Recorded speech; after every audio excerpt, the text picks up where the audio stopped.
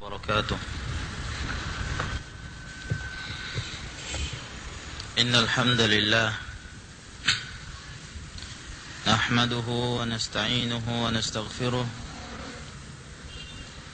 ونعوذ بالله من شرور أنفسنا ومن سيئات أعمالنا. من يهده الله فلا مضل له ومن يضلل فلا هادي له. وأشهد أن لا إله إلا الله وحده لا شريك له وأشهد أن محمدا عبده ورسوله. يا أيها الذين آمنوا اتقوا الله حق تقاته ولا تموتن إلا وأنتم مسلمون. يا أيها الناس اتقوا ربكم الذي خلقكم من نفس واحدة وخلق منها زوجها وبث منهما رجالا كثيرا ونساء واتقوا الله الذي تساءلون به والأرحام إن الله كان عليكم رقيبا. يا أيها الذين آمنوا اتقوا الله وقولوا قولا سديدا يصلح لكم أعمالكم ويغفر لكم ذنوبكم ومن يطع الله ورسوله فقد فاز فوزا عظيما. أما بعد فإن أصدق الحديث كتاب الله عز وجل وخير الهدي هدي محمد صلى الله عليه وعلى آله وسلم وشر الأمور محدثاتها فإن كل محدثة بدعة وكل بدعة ضلالة وكل ضلالة في النار.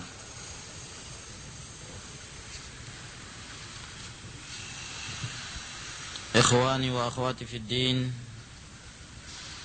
أعزني الله وإياكم. Alhamdulillah, pada pertemuan yang lalu kita telah menjelaskan hal-hal yang menyangkut tentang permasalahan al-hijab, kewajiban seorang wanita muslimah untuk menerapkan firman Allah Subhanahu wa ta'ala yang terdapat di dalam surah Al-Ahzab ayat 59. Ini telah kita jelaskan pada bab ini sampai terakhir, lalu dengan menjawab beberapa syubhat yang dilontarkan oleh al-mustasyriqun, para orientalis, ataukah ashabu amradil qulub, orang-orang yang mempunyai penyakit di dalam hati mereka. Kesempatan kali ini insyaallah ta'ala kita akan memasuki bab yang baru dari kitab Nasihatil Nisa yang dikarang oleh Ummu Abdillah Al-Wadi'iyah, anak dari Syekh Muqbil bin Hadi Al-Wadi'i rahimahullahu ta'ala. Beliau berkata, adabu khurujil mar'ah, adab-adab keluarnya seorang wanita, yaitu ketika seorang wanita hendak keluar dari rumahnya dan hendak meninggalkan rumahnya, maka mereka telah diberikan batasan-batasan oleh Allah Subhanahu wa ta'ala. Allah Subhanahu wa ta'ala karena ingin mengangkat derajat seorang wanita muslimah dari belenggu jahiliyah, maka para wanita muslimah tidaklah sama dengan orang-orang yang kotor dari awahir, dari para pelacur-pelacur, dan mereka bukan pula orang yang murahan. Oleh karena itu Allah Subhanahu wa taala dan Rasulnya sallallahu alaihi wasallam menjelaskan kepada mereka bahwa ketika mereka hendak keluar dari rumahnya, hendaklah mereka menjaga adab-adab yang telah ditentukan di dalam syariat ini. Ikhwan wa akhwati fid din, a'azzakumullah, ketika beliau memberikan judul di dalam bab yang baru ini, adabu khurujil mar'ah, adab-adab keluarnya seorang wanita, ini tentunya adab ini menjelaskan secara umum. Maksudnya hendak keluar, sebab ketika mereka keluar rumah, mereka akan berhadapan dengan orang-orang yang bukan mahramnya. Lain kalau mereka berada di dalam rumah. Jadi yang dimaksudkan dengan adab di sini ketika keluar rumah bukan hanya ketika seorang keluar rumah saja, tapi disebutkannya keluar rumah karena kebanyakan orang ketika dia keluar rumah maka dia harus menjaga adab-adab ketika bertemu dengan para ajanib, orang-orang yang bukan mahram. Akan tetapi adab-adab ini pun harus diterapkan apabila dia tetap tinggal di dalam rumahnya, lalu mungkin dia kedatangan tamu, yang mana tamu ini bukanlah dari mahram dia.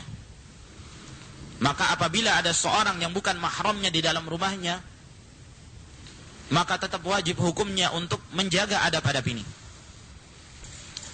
Jadi yang dimaksudkan dengan adab-adab oleh Ummu Abdillah Al-Wadi'iyah hafizahullah ta'ala di dalam bab ini, yaitu apabila seorang wanita akan bertemu dengan orang-orang yang bukan mahram, baik di luar rumah maupun di dalam rumah. Adabu khurujil mar'ah, adab-adab keluarnya seorang wanita. Yang pertama, al-hijabu, wajib atas seorang wanita untuk berhijab, menggunakan jilbab, menutupi seluruh tubuhnya dari pandangan orang-orang yang bukan mahram. Dan al-hijab ini harus disesuaikan dengan syarat-syarat yang dikehendaki oleh Allah Subhanahu wa taala dan diridhai oleh Rasulnya sallallahu alaihi wasallam. Ini kita telah jelaskan pada pertemuan yang lalu, pembahasan khusus, bab yang khusus menjelaskan tentang permasalahan hijab, bahwa ayatul hijab, yaitu ayat yang terdapat di dalam surah Al-Ahzab ayat 59. Allah Subhanahu wa taala berfirman, "Ya ayyuhan nabiyyu qul li azwajika wa banatika wa nisa'il mu'minin yudnina 'alayhinna min jalabibihinna dzalika adna ay yu'rafna fala yu'dhaina wa kana Allahu ghafurur rahima." Ayat Allah Subhanahu wa taala ini saya nukilkan penjelasan dari Al-Allamah Abdurrahman As-Sa'di rahimahullah ketika beliau menjelaskan ayat ini dalam tafsirnya Taysirul Karimir Rahman. Beliau berkata tentang ayat ini, hadhihi allati tusamma ayatul hijab, bahwa ayat Allah Subhanahu wa taala ini yang terdapat dalam surah Al-Ahzab diberi nama ayatul hijab. Karena ayat Allah Subhanahu wa taala yang ketika turun wajib bagi mereka untuk berhijab dari orang-orang yang bukan mahramnya. Sudah kita jelaskan pada pertemuan yang lalu bahwa sebab turunnya ayat ini ketika apa? Yaitu ketika pernikahan antara Rasulullah sallallahu alaihi wasallam dengan Zainab bintu Jahsh. Lalu kemudian diturunkannya ayat hijab ini, maka terhijablah antara Anas bin Malik dengan istri Rasulullah sallallahu alaihi wasallam. Ini yang kita jelaskan pada pertemuan yang lalu, yang disebutkan oleh Ummu Abdillah dalam kitab ini. Dan ada hadis yang lain, yaitu hadis Umar bin Khattab radhiyallahu taala anhu, yang dikeluarkan oleh Imam Al-Bukhari dan Al-Imam Muslim hadis Aisyah. Dari hadis Aisyah pada waktu Saudah bintu Zam'ah, istri Rasulullah sallallahu alaihi wasallam yang kedua setelah meninggalnya Khadijah bintu Khuwailid, itu sempat keluar pada suatu malam. Lalu dilihat oleh Umar bin Al-Khattab radhiyallahu taala anhu. Lalu kemudian Umar bin Al-Khattab mengatakan pada Saudah, "Innaki wallahi ya Saudah, ma takhfaina alaina." Sesungguhnya engkau demi Allah wahai Saudah,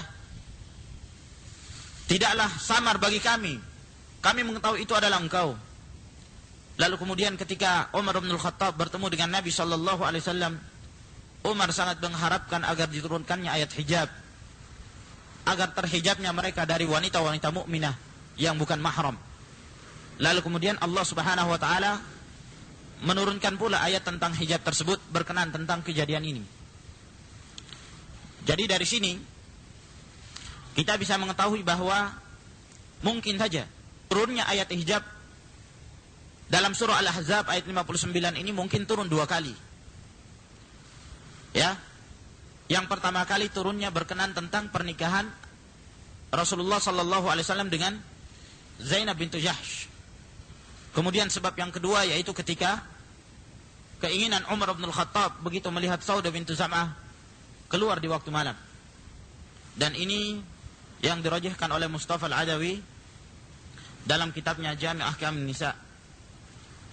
Maka ayat Allah Subhanahu wa taala inilah yang disebut dengan ayatul hijab. Fa amara Allahu nabiyahu ayyamura an-nisaa umuman. Maka Allah Subhanahu wa taala memerintahkan nabinya untuk memerintahkan para wanita secara umum. Wa yabda'a bi zaujatihi wa banatihi. Dan Allah memerintahkan kepada nabinya untuk memulai dengan istri-istrinya dan anak-anak wanitanya. Li'annahunna akadu min ghairihin. Karena mereka inilah lebih ditekankan. Tentunya kalau seorang hendak berdakwah dimulai dari yang paling dekat. Maka Nabi diperintahkan oleh Allah Subhanahu wa taala, "Qul li azwajika."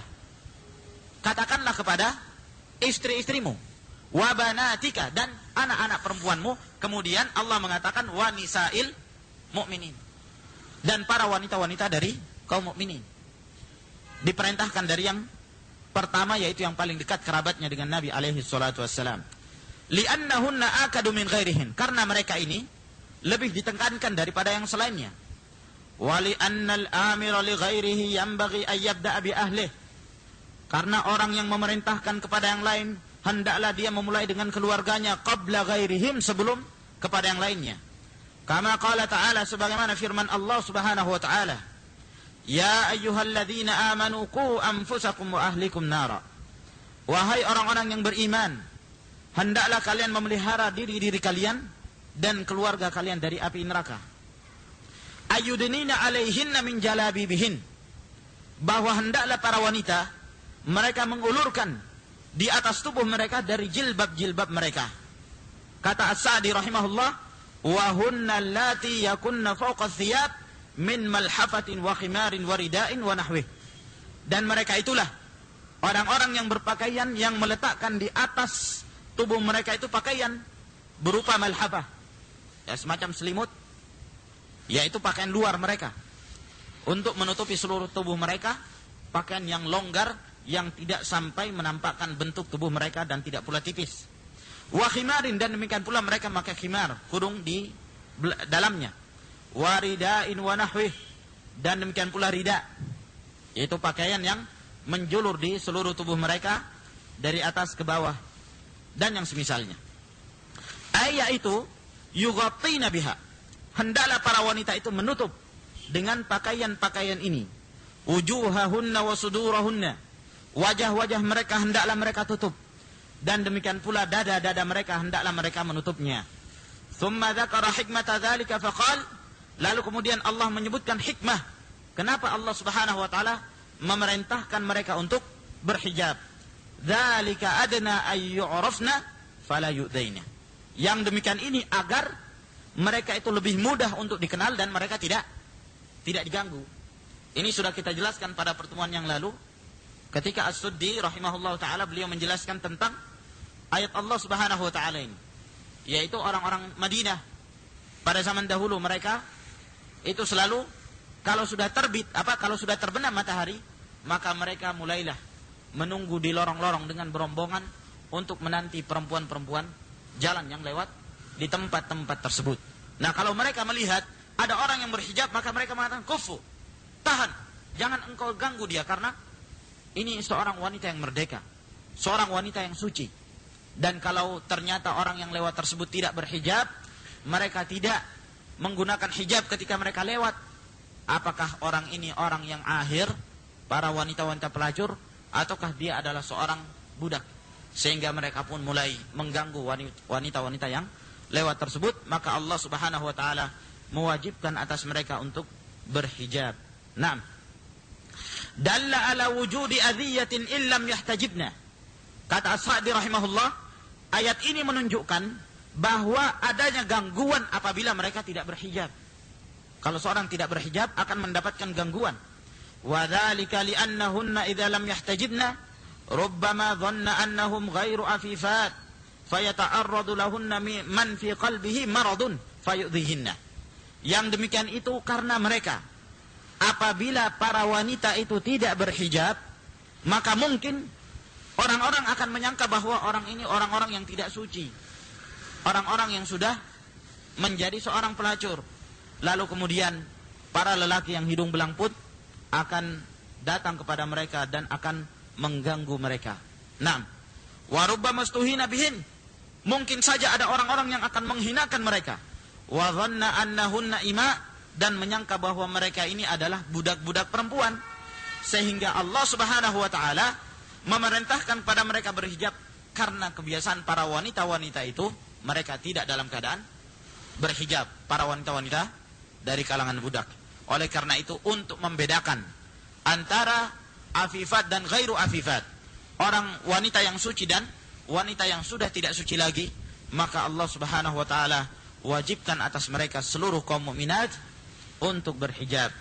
Ini yang pertama yang wajib dilakukan oleh seorang wanita apabila mereka hendak keluar dari rumah mereka. Kemudian yang kedua, ada mutta'attur.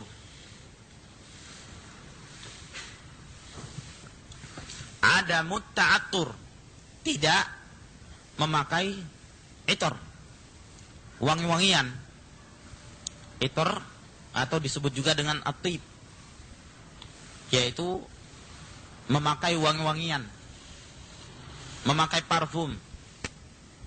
Ini tidak boleh bagi seorang wanita ketika mereka hendak keluar dari rumahnya, ataukah ketika ada di dekatnya orang-orang yang bukan mahram. Tidak boleh mereka menggunakan parfum sehingga akan menyebabkan orang-orang yang bukan mahramnya ini mencium baunya.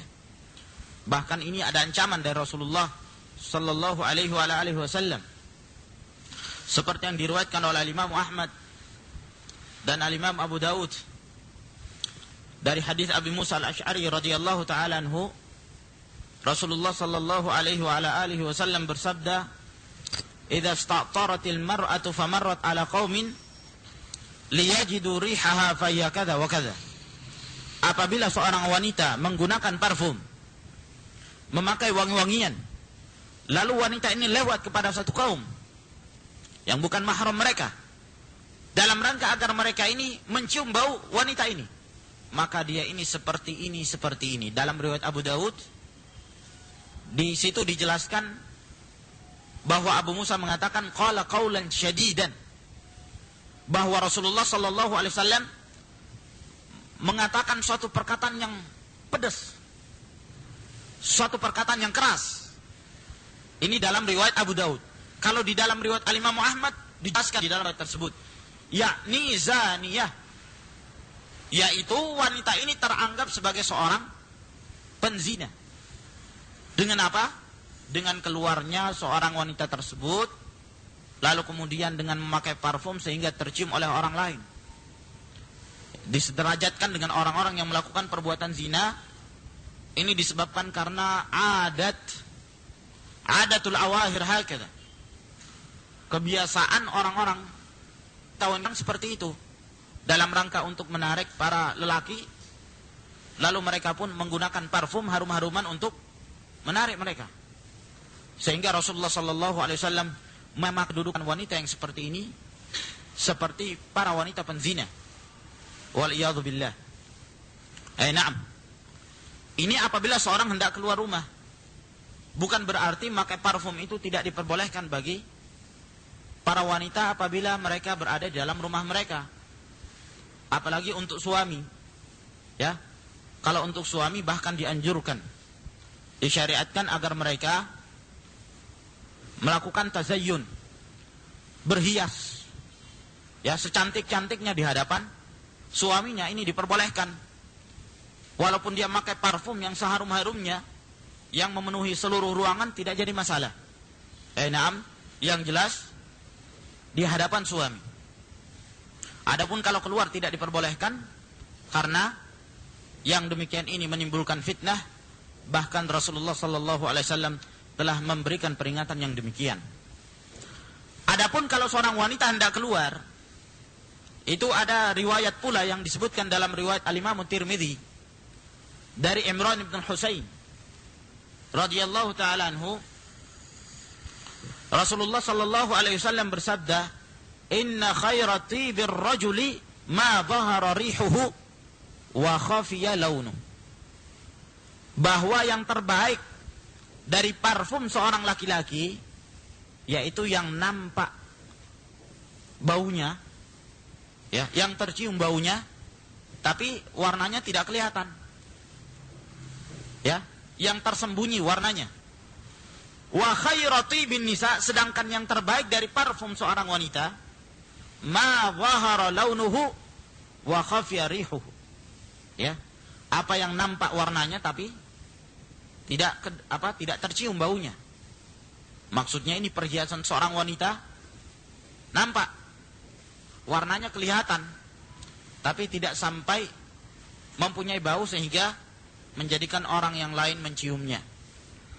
Ini menunjukkan bahwa seorang wanita tidak diperbolehkan ketika mereka hendak keluar dari rumahnya, ataukah ketika ada orang yang bukan mahram, maka mereka memakai wangi-wangian. Hadis Imran bin Husain ini hadis hasan. Walaupun dalam beberapa jalan itu dengan sanad yang dhaif, tapi saling menguatkan antara satu dengan yang lainnya. Wallahu a'lam bishawab. Kemudian perkara yang ketiga, apabila seorang wanita hendak keluar dari rumahnya, khafdul masyi. Ya. Khafdul masyi, yakni merendahkan jalannya. Maksudnya kalau seorang wanita hendak berjalan, jangan dia berjalan dengan kencang, ataukah dia berjalan dengan menaikkan kakinya. Hendaklah dia merendahkan. Li'alla yusma'a, agar kemudian tidak terdengar khafqun ya'aliha, bunyi sendalnya. Ya. Jadi jangan terlalu ditinggikan untuk memperdengarkan bunyi sendal ketika dia hendak lewat pada satu kaum. Qala ta'ala, Allah subhanahu wa ta'ala berfirman dalam surah An-Nur ayat 31. Wala yadribna, dan janganlah para wanita itu memukulkan bi arjulihinna, kaki-kaki mereka, liyu'lama ma yukhfina min zinatihinna, untuk diketahui apa yang mereka sembunyikan dari perhiasan-perhiasan mereka. Di sini larangan dari Allah Subhanahu wa taala agar para wanita itu tidak memukulkan kaki-kaki mereka. Ya. Karena kebiasaan orang-orang jahiliyah, sebagaimana yang dijelaskan oleh Al-Imam Ibnu Katsir rahimahullah di dalam tafsirnya, bahwa para wanita jahiliyah dahulu itu kalau mereka berjalan, itu mereka sengaja berjalan dengan mengangkat kakinya.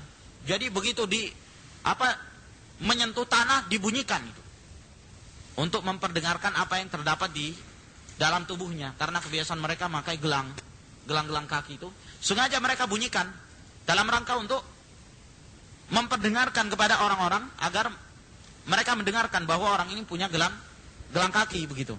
Naam. Ya. Sehingga Allah Subhanahu wa taala dalam rangka untuk membedakan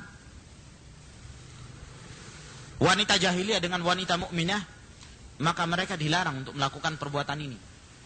Jangan sama sekali mereka itu membuat fitnah di jalanan. Nah, lalu berkah Allah, wa qad ibtulina fi zamanina hadza, dan sungguh kami telah mendapatkan musibah. Kita telah diberikan musibah pada zaman kita sekarang ini bil ka'bil ali, dengan sepatu yang mempunyai slop yang tinggi itu. Apa namanya? Apa? Yang punya hak yang tinggi. Pantopel. Apa? Hah? Naam. Ya, mungkin karena Allah Subhanahu wa taala ciptakan dia dalam keadaan ya tingginya sekian meter. Lalu dalam rangka untuk semakin meninggikan tubuhnya untuk menipu orang, itu ditinggikan. Ya. Ini tidak diperbolehkan dalam Islam menggunakan sepatu-sepatu seperti ini. Ya. Selain ada hadis Aisyah radhiyallahu taala anha yang saya agak lupa lafadznya. Juga ini termasuk penipuan. Rasulullah sallallahu alaihi wasallam bersabda, "Al-mutasyabbi'u bima lam yu'ta kalabisi thawbai zur." Bahwa seorang yang mengenyangkan diri dengan apa yang tidak diberikan pada mereka itu seperti orang yang memakai dua pakaian kedustaan.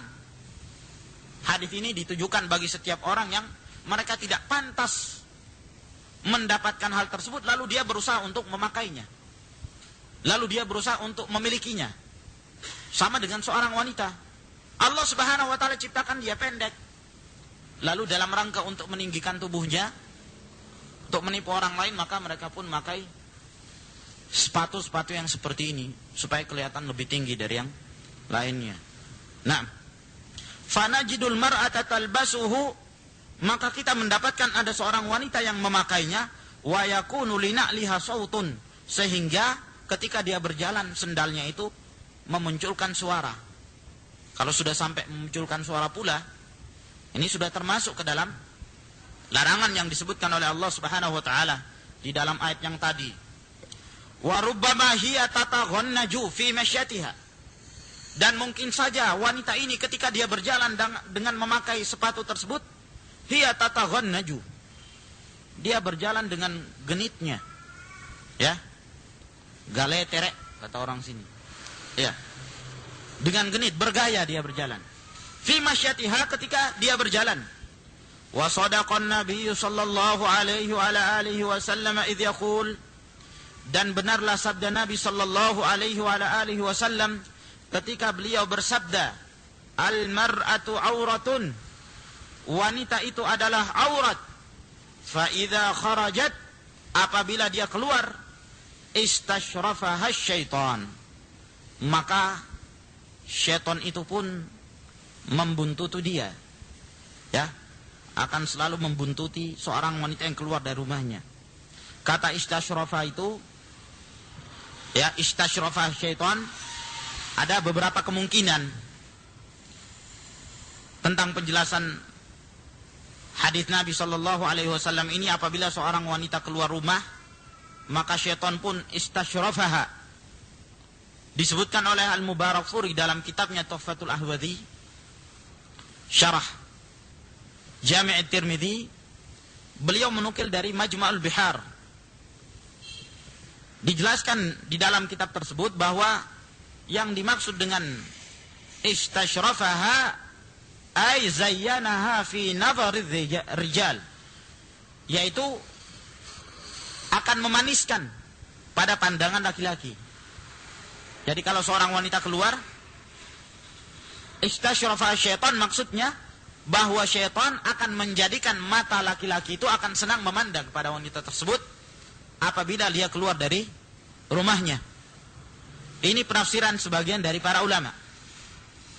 Ada lagi dari kalangan para ulama yang menjelaskan bahwa yang dimaksudkan dengan istashrafaha syaitan, yaitu syaitan akan selalu melihat kepada wanita ini ketika dia keluar rumah untuk menyesatkan wanita ini, menjadikan dia menyimpang. Bukan itu saja, menjadikan orang lain menyimpang.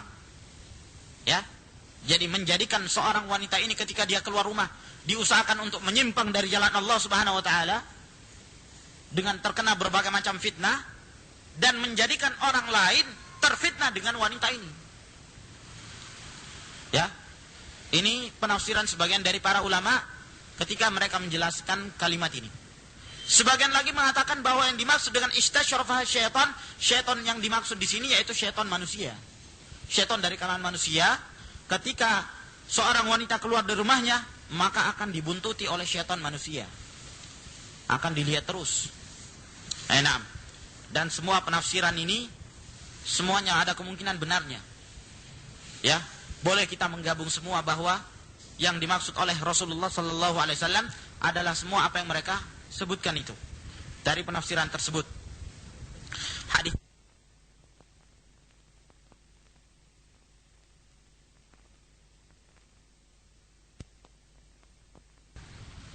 bahwa yang paling baik seorang wanita itu keberadaannya ketika seorang wanita berada di dalam rumahnya yang paling dalam, yaitu di kamar dia, di tempat pembaringan dia. Itu lebih afdal seorang wanita itu berada di tempat tersebut. Naam. Bukan berarti seorang wanita itu tidak boleh keluar. Insyaallah pada bab yang berikutnya kita akan jelaskan, ya, dalam hadis Aisyah yang diriwayatkan oleh Bukhari dan Muslim, bolehnya seorang itu wanita keluar apabila mereka mempunyai hajat, mempunyai keinginan, mempunyai keperluan tertentu yang penting, baru mereka keluar. Tapi yang afdal ketika mereka berada di dalam rumah mereka. Kenapa Rasulullah sallallahu alaihi wasallam mengatakan idza sta'dzanat ahadukum imra'atuhu ilal masjid fala yamna'ha.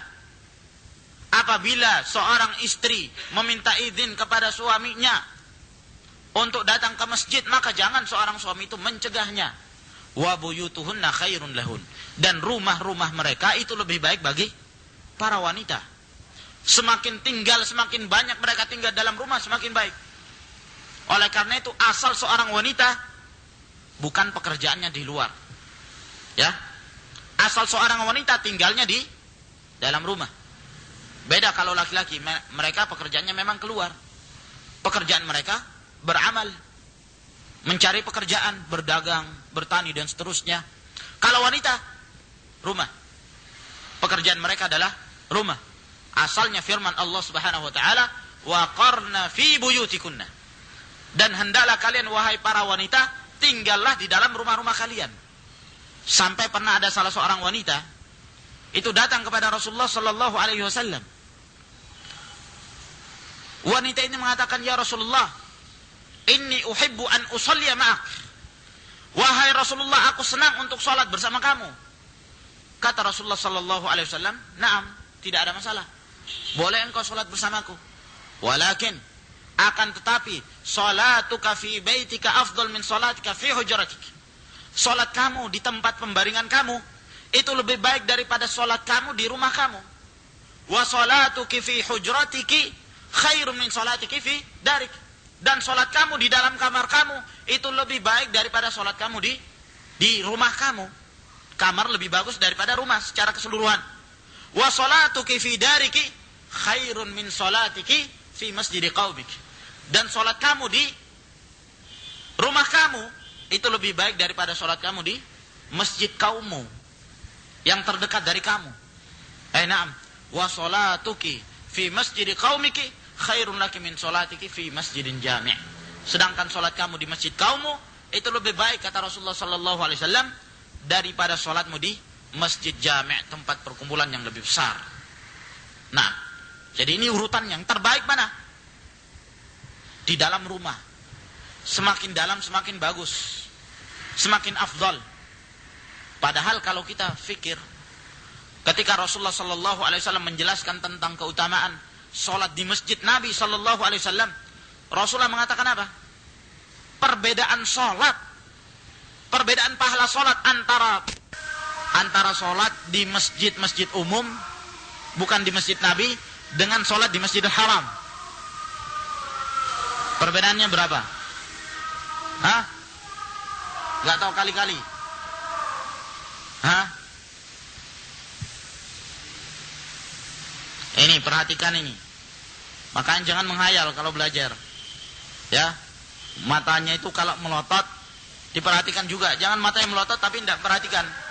Nah, Rasulullah sallallahu alaihi wasallam menjelaskan perbedaan sholat di masjid yang lain dengan sholat di masjid beliau di Masjid An-Nabawi itu perbedaannya berapa? 1000 kali lipat. Kecuali Al-Masjidul Haram. Kalau perbedaan sholat Al-Masjidul Haram dengan Al-Masjidul Nabawi, lebih afdal sholat di Al-Masjidul Haram 100 kali lipat. Berarti perbedaan antara masjid-masjid secara umum dengan Al-Masjidul Haram berapa? 100.000 kali lipat. 100 kali 1000. Berarti 100.000 kali lipat. Ini pun Rasulullah sallallahu alaihi wasallam mengatakan pada wanita ini, salat kamu di dalam kamar kamu itu lebih afdal. Bayangkan. Berarti beratus-ratus ribu kali lipat salatnya seorang wanita di dalam rumahnya. Masya Allah. Ini keutamaan yang besar. Dalam keadaan wanita ini meminta izin kepada Rasulullah untuk sholat bersama beliau. Kata Rasulullah, silahkan. Mau sholat bersama saya? Boleh. Tidak dilarang oleh Rasulullah sallallahu alaihi wasallam. Akan tetapi sholatnya di dalam rumahnya itu jauh lebih afdal, lebih astar, lebih menutupi.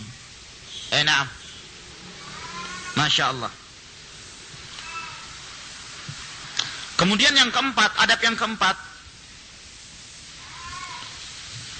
Idza kanat tamshi, apabila seorang wanita berjalan ma'a ukhtin laha, bersama saudara perempuan, ya, maksudnya saudara perempuan ini yakni muslimah secara umum, ya, bersama akhwat yang lain begitu. Wa hunaka rijalun, dan di sana ada beberapa laki-laki yang bukan mahram mereka. Fala tatahaddath ma'a sahibatiha, maka janganlah seorang wanita itu berdialog bersama temannya, bersama akhwat yang lain, sampai kedengaran suaranya itu kepada laki-laki tersebut. Walaysa makna hadza, dan ini bukanlah bermakna anna sautal mar'ati aurah, bahwa suaranya seorang wanita itu aurat, bukan begitu maksudnya. Walakinna sama'ar rijali li sautil mar'ati qad yuaddi ilal fitnah. Akan tetapi laki-laki apabila mendengarkan suara wanita itu terkadang menjerumuskan seorang kepada fitnah. Naam. Samjerumuskan. Ini bukan menunjukkan bahwa suara wanita itu aurat, tapi suara wanita itu fitnah. Sebagaimana yang kita jelaskan pula pada pertemuan yang lalu, di mana Allah Subhanahu wa taala memerintahkan kepada istri-istri Rasulullah untuk jangan memaniskan perkataan ketika berbicara dengan orang yang bukan mahram. Naam. Fala takhda'na bil qawli. Jangan engkau menundukkan suara kamu, merendahkan suara kamu sehingga menjadikan orang-orang itu fayatma alladzi fi qalbihi marad, menyebabkan tamak, rakus orang-orang yang di dalam hatinya ada penyakit. Jangan sampai akan membuat fitnah.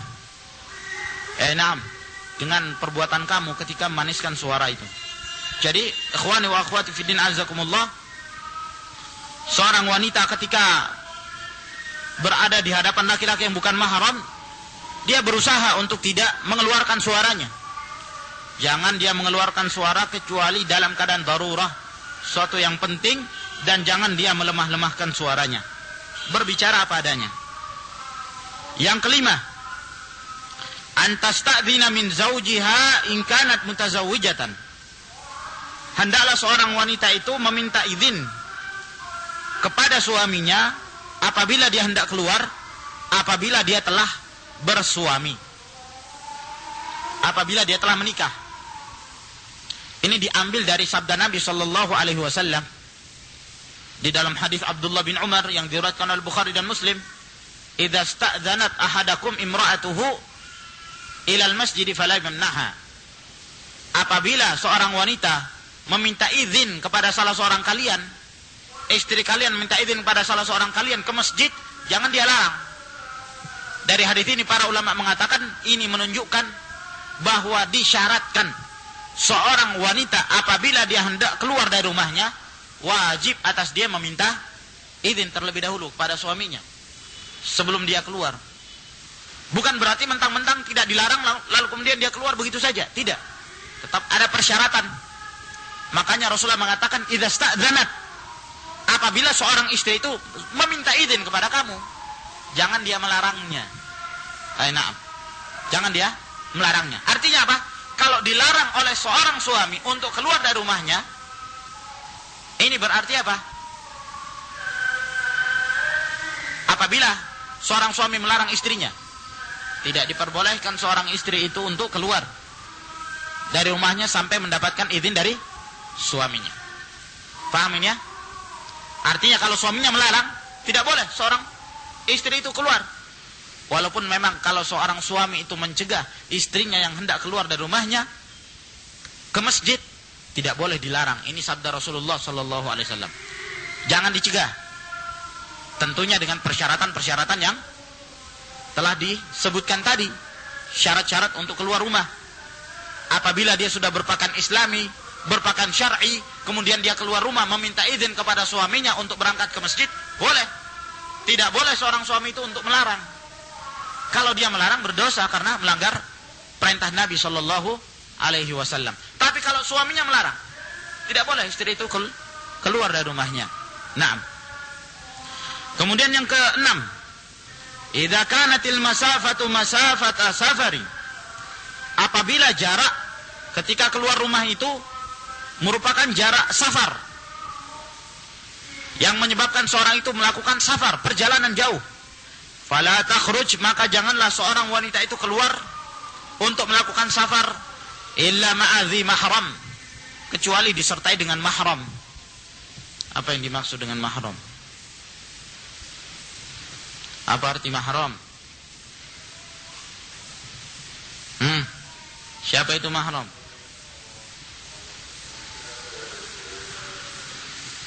Hah?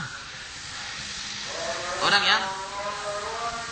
yang apa? Orang yang dihalalkan untuk yang dihalalkan untuk berpegang, bersentuhan. Wah, ini itu ta'rif sensitif itu. Insyaallah itu PR. Nanti kita lanjutkan setelah salat asar insyaallah. Bismillahirrahmanirrahim. Alhamdulillah hamdan yuhibbu rabbuna wa yardah. Wa asyhadu an la ilaha illallah wahdahu la syarika lah. Wa asyhadu anna Muhammadan abduhu wa rasuluh.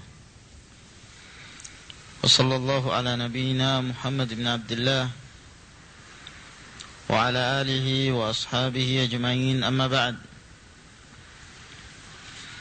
Ikhwani wa akhwati fid din, a'azakumullah.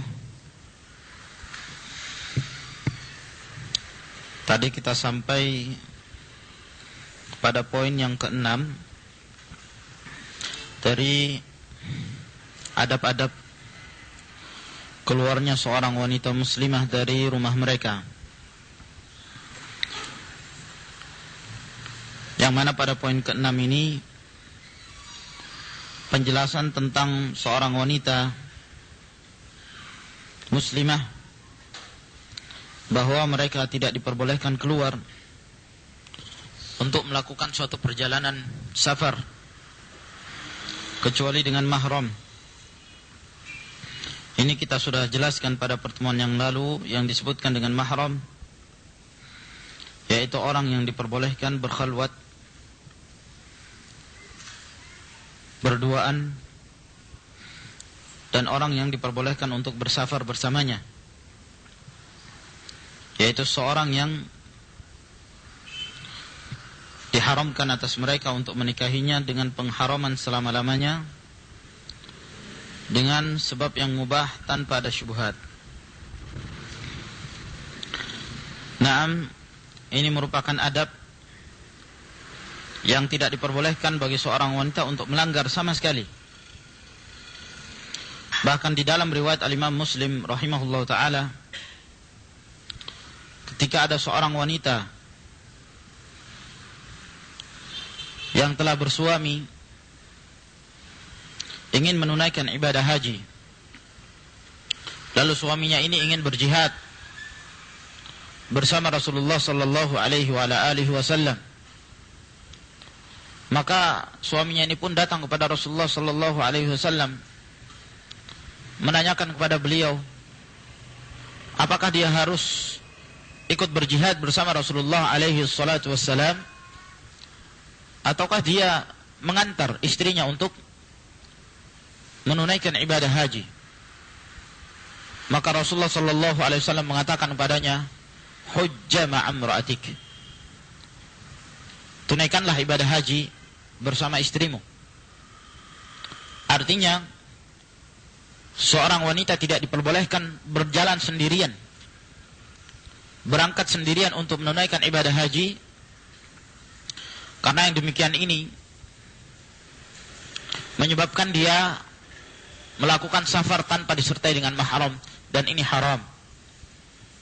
Dan Nabi sallallahu alaihi wasallam sama sekali tidak mengatakan kepada suaminya tersebut, boleh istri kamu ikut untuk menjadi mengikuti para wanita yang mereka punya mahram, atau boleh istri kamu untuk mengikuti laki-laki yang soleh, yang jauh sekali kemungkinan untuk terjadinya fitnah. Sama sekali tidak. Bahkan Rasulullah sallallahu alaihi wasallam memerintahkan kepada suaminya untuk pulang dan mengikuti istrinya untuk menunaikan ibadah haji. Maka dalil ini menunjukkan bahwa tidak boleh seorang wanita itu dalam keadaan bagaimanapun untuk melakukan perjalanan tanpa disertai dengan mahram. Tanpa disertai dengan mahram. Tidak ada yang diistilahkan oleh orang-orang ikut kepada seorang menjadi wali. Dia tidak punya wali, lalu kemudian dia tidak mempunyai mahram, maka dia mengikuti seorang akhwat yang punya mahram. Ini tidak dikenal ini. Dan ini tidak diperbolehkan. Dia tetap dianggap sebagai orang yang melakukan safar tanpa mahram. Nah, disebutkan oleh para ulama ada beberapa pengecualian, seperti misalnya kalau seorang wanita itu berada di tengah perjalanan, di tengah jalan ditinggal, jadi tersesat, lalu dia tetap ada di tengah jalan tersebut tanpa ada mahram sama sekali. Artinya kalau dia tidak diantar juga akan terjadi fitnah karena dia sendirian di tempat tersebut. Maka Imam Nawawi rahimahullah menyebutkan bahwa boleh wanita tersebut diantar oleh beberapa laki-laki yang soleh, yang solehin, yang jauh sekali kemungkinan fitnah akan mengena mereka. Dengan tentunya menjaga adab-adab, menundukkan pandangan, dan sebaiknya kalau berjalan itu laki-laki yang berada di depan, agar kemudian terjaga pandangan mereka untuk memandang wanita yang bukan mahramnya. Wallahu a'lam bishawab. Kemudian yang ketujuh, alla tuzahimar rijal. Janganlah wanita yang hendak keluar rumah itu berdesak-desakan dengan laki-laki. Tuzahim, yakni berdesak-desakan karena ramai. Ya, di situ banyak orang, lalu dia pun ikut-ikutan berdesak-desakan. Ya. Sampai memberanikan diri pula untuk menyenggol laki-laki. Ini tidak diperbolehkan. Oleh karena itu, di dalam hadis yang diriwayatkan oleh Ibnu Hibban rahimahullahu taala dari hadis Abi Hurairah radhiyallahu taala anhu dengan sanad yang hasan li ghairihi, bahwa Rasulullah sallallahu alaihi wasallam bersabda, "Laisa lin-nisa'i wasatut tariq." Bahwa tidak ada bagian bagi para wanita untuk berjalan di tengah jalan. Artinya kalau di situ ada laki-laki lalu kemudian dia tidak mau kalah, mau berdesak-desakan juga, hendaklah mereka yang mengalah. mereka yang berjalan di tempat yang pinggir. Bahkan di dalam riwayat yang lain yang diriwayatkan oleh Imam Abu Dawud yang menguatkan riwayat ini dari hadis Abu Usaid, bahwa pernah Nabi Shallallahu Alaihi Wasallam mendengarkan sesuatu dan beliau sedang keluar dari masjid.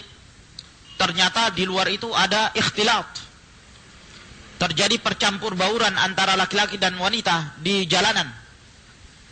Maka Rasulullah Shallallahu Alaihi Wasallam pun mengatakan pada para wanita, istakharna, hendaklah kalian ini di bagian belakang terakhir kalian itu berjalan. Fa innahu laisa lakunna an tahtatna at-tariq, karena tidak ada bagian bagi kalian untuk berjalan bersama laki-laki untuk menyempitkan jalanan. Alaikunna bihafatit tariq, hendaklah kalian berjalan di pinggir-pinggir jalanan tersebut. Sampai ketika Rasulullah sallallahu alaihi wasallam menyebutkan ini, itu ada dari kalangan para wanita yang sampai berjalan di pinggir sampai sebagian dari pakaiannya itu terkena dinding. Ya, dia berjalan sambil mendempetkan dirinya, menyandarkan dirinya ke dinding. Pakaiannya itu terkena dinding. Menunjukkan bahwa mereka ini menghindarkan diri dari ikhtilat, campuran bersama laki-laki yang bukan mahram mereka. Nah, kalau kita lihat keadaan kita sekarang ini, wallahul musta'an, wa ilallahil mushtaka, kita mengadu hanya kepada Allah subhanahu wa ta'ala. Para wanita juga sudah tidak punya rasa malu. Bahkan terkadang mereka justru yang memberanikan diri untuk mendesak para lelaki. Hampir di semua tempat ikhtilat, kendaraan ikhtilat, sekolah-sekolah ikhtilat, perkuliahan ikhtilat, toko-toko ikhtilat, waliyadzubillah. Kita mengadu kepada Allah subhanahu wa ta'ala, semoga Allah memelihara kita dari berbagai macam fitnah. Kemudian yang kedelapan, antatahalla bil haya'i, hendaklah seorang wanita itu bila dia keluar dari rumahnya, antatahalla, berhias, bil haya, dengan perasaan malu. Hendaklah dia merasa malu. Malu yang merupakan suatu akhlak yang mengantarkan seorang untuk meninggalkan kejelekan, itu namanya malu. Ya, hakikat dari perasaan malu itu yaitu seorang yang mempunyai perasaan yang menyebabkan dia itu meninggalkan perbuatan yang jelek. Dia malu untuk melakukan perbuatan haram. Idza lam tastahi fasna ma syi'ta. Apabila kamu sudah tidak punya rasa malu, lakukan apa yang kamu inginkan, sekehendak kamu. Maka rasa malu ini menjadikan seorang itu menjauhkan diri dari perbuatan-perbuatan diharamkan oleh Allah subhanahu wa ta'ala. Ini termasuk keimanan. Di dalam riwayat Bukhari dan Muslim dari hadis Abi Hurairah, ketika Rasulullah sallallahu alaihi wasallam menjelaskan tentang cabang-cabang keimanan, al-imanu bid'un wa sab'una syu'bah, alaha kalimatu la ilaha illallah wa adnaha imatatul adha anit tariq wal haya'u syu'batun minal iman. Bahwa keimanan itu 70 cabang lebih. Yang paling tinggi kalimat la ilaha illallah, yang paling rendah adalah menyingkirkan duri di jalanan, dan perasaan malu itu termasuk salah satu cabang dari al-iman, keimanan. Dalam hadis yang diriwayatkan oleh Imam Al-Bukhari, ketika Rasulullah sallallahu alaihi wasallam, dalam hadis Abdullah bin Umar, Rasulullah berjalan lalu melewati salah seorang Ansar yang menasihati saudaranya agar jangan berbuat malu, jangan berperasaan malu. Lalu didengar oleh Nabi alaihi salatu wasallam, maka Rasulullah sallallahu alaihi wasallam mendatangi orang yang memberi nasihat pada saudaranya itu. Kata Rasulullah, da'hu fa innal haya'a minal iman. Biarkan dia dengan perasaan malunya, karena sesungguhnya perasaan malu itu termasuk dari keimanan. Al-haya'u la ya'ti illa bi khair, dalam hadis Imran bin Husain. Perasaan malu itu tidaklah mendatangkan kecuali kebaikan. yang menyebabkan seorang meninggalkan perbuatan yang jelek. Itu malu yang baik. Ya. Tapi kalau malu sehingga menjadikan seorang itu meninggalkan perbuatan yang hak, perbuatan yang benar, perbuatan yang disyariatkan, ini bukan malu yang terpuji. Bahkan ini malu yang tercela. Seperti yang disebutkan oleh Mujahid bin Jabir radhiyallahu an, yang disebutkan oleh Al-Imam Al-Bukhari rahimahullah dalam kitab sahihnya secara ta'liq, beliau mengatakan la yanalul ilma mustahin wala mustakbir. Tidaklah orang itu mendapatkan ilmu kalau dia malu dan sombong. Ya. Jadi tidak ada perasaan malu kalau seorang hendak menuntut ilmu, jangan dibawa perasaan malunya itu. Ya. Jadi yang dimaksud dengan malu yang terpuji yaitu malu akhlak yang membangkitkan seorang untuk meninggalkan perbuatan yang jelek. Ini disebutkan oleh Imam An-Nawawi rahimahullah. Bahkan diriwayatkan dari Fudail bin Iyad rahimahullahu taala, beliau mengatakan khamsun min alamati syaqawah. Ada 5 perkara dari tanda-tanda kesengsaraan, dari tanda-tanda yang menunjukkan seorang itu syaqi, celaka. Yang pertama al-qaswatu fil qalbi, kekerasan di dalam hati. Tidak pernah berzikir kepada Allah Subhanahu wa taala. Tidak pernah membasahi lidahnya dengan berzikir, zikrullah. Ya, malas di dalam beribadah kepada Allah sehingga membuat hatinya itu keras. Untuk menerima petunjuk sulit. Al-qaswatu fil qalb, ini suatu kesengsaraan, kecelakaan ini. Apabila hatinya itu keras. Wa jumudul ain, dan kekakuan mata. Ya. Matanya kaku ketika dia memandang. Naam, apakah yang dimaksudkan di sini? Matanya itu dilepaskan kepada apa saja, baik yang merupakan perkara-perkara yang halal maupun yang haram. Naam, ataukah yang dimaksud dengan jumudul ain, yakni kekakuan mata itu, yakni seseorang dalam memandang membikin orang itu takut, ya, tidak mampu untuk menampakkan senyuman. Wallahu a'lam bishawab. Wa qillatul haya, dan sedikitnya perasaan malu. Ya, tidak punya rasa malu. Ini satu penyebab yang menyebabkan seorang itu sengsara. Warraghbatu fid dunya, dan selalu berkeinginan kepada dunia. Cita-citanya adalah dunia. Wa tulul amal, dan yang kelima, panjang angan-angannya. Dia merasa bahwa dia ini masih lama untuk mengalami kematian dan masih lama untuk mendekati ajalnya. Ini merupakan sebab-sebab yang seorang itu lalai dalam beribadah kepada Allah Subhanahu wa taala, yang menjadikan dia sengsara. Yang kesembilan, apabila seorang wanita hendak keluar dari rumahnya, antaghudda basaraha, hendaklah seorang wanita itu menundukkan pandangannya. Ini sebagaimana yang difirmankan oleh Allah Subhanahu wa taala di dalam surah An-Nur, wa qul lil mu'minati yaghdudna min absarihinna wa yahfadna furujahunna. Katakanlah kepada wanita-wanita mukminah, hendaklah mereka menundukkan pandangan-pandangan mereka dan menjaga kemaluan-kemaluan mereka untuk tidak terjerumus ke dalam perzinaan. Yang ke-10, alla takhla'a thiyabaha, janganlah seorang wanita itu melepaskan pakaiannya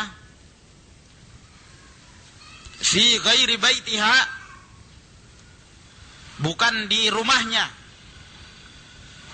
bukan di tempatnya, bukan di rumahnya, bukan di hadapan suaminya. Dia melepaskan pakaiannya idza qasadatit tabarruj bidzalik, apabila wanita ini memaksudkan untuk tabarruj. Ya, tabarruj yaitu menampakkan perhiasannya, menampakkan sebagian dari auratnya, ditampakkan, lalu dipamerkan perhiasan-perhiasan tersebut kepada orang-orang yang bukan di rumahnya. Dia tampakkan bukan di hadapan suami, tapi di rumah orang lain. Ini tercela, ya, walaupun di hadapan para wanita-wanita yang lain pula. Faqad ja'ani Nabi sallallahu alaihi wasallam annahu qala, Telah datang riwayat dari Nabi sallallahu alaihi wasallam bahwa beliau bersabda, ayyuma imra'atin, siapa saja dari kalangan para wanita, khala'at thiyabaha, dia melepaskan pakaiannya, fi ghairi baiti zawjiha, bukan di rumah suaminya, faqad hatakatis sitra bainaha wa baina rabbiha, sungguh dia telah membongkar sitr, tirai antara dia dengan Allah Subhanahu wa taala. Hadis ini diriwayatkan oleh Imam Ahmad, Abu Daud, Ibnu Majah dan Imam Al-Hakim dari hadis Abul Malih Al-Hudhali. Yaitu kisahnya ketika ada sebagian para wanita dari ahlu Himsah itu minta izin kepada Aisyah radhiyallahu anha. Lalu kemudian Aisyah radhiyallahu anha mengatakan, jangan-jangan kalian ini termasuk para wanita-wanita yang mereka itu masuk ke dalam hammamat, tempat mandi secara beramai-ramai, lalu saling memperlihatkan perhiasannya antara satu dengan yang lainnya. Lalu Aisyah radhiyallahu anha menyebutkan hadis Nabi sallallahu alaihi wasallam ini, bahwa Rasulullah sallallahu alaihi wasallam mengatakan, barang siapa seorang wanita yang melepaskan pakaiannya bukan di rumah suaminya, dia tampakkan perhiasannya untuk saling memamerkan antara satu dengan yang lainnya, maka yang demikian ini sungguhnya dia telah membuka tirai antara dia dengan Allah Subhanahu wa taala.